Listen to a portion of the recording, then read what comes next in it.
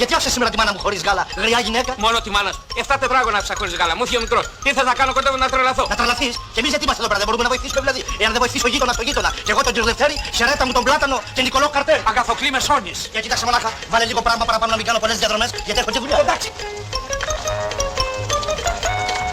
Δεν μου λες ένα πράγμα. Απολάστηχα από κουδούνια πώς είμαστε. Εντάξει, εντάξει. Ωραία. Έφυγα. Πρόσεχε, Αγαθοκλή. Μα ανισόρροπος.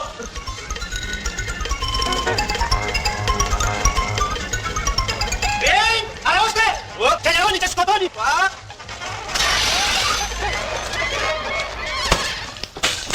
Καλά, αυτό εδώ θα το βολέψουμε. Τα 28 μπουκάλια που έσπασα θα στα πληρώσω. Δεν θέλω να μου πληρώσεις τίποτα. Θέλω να μου πεις γιατί ανακατεύτηκες. Για να σε εξυπηρετήσω, κύριε Λευτέρη. Ποιος σου είπε να με εξυπηρετήσεις. Έλατε, αυτό να μου πεις τι το ήθελα. Πάω κι εγώ γυρεύοντας. Αλλά για το ποδήλατο δεν έφταιγα, δεν πιάνανε τα φρένα. Έτρεχα έξω φρενών.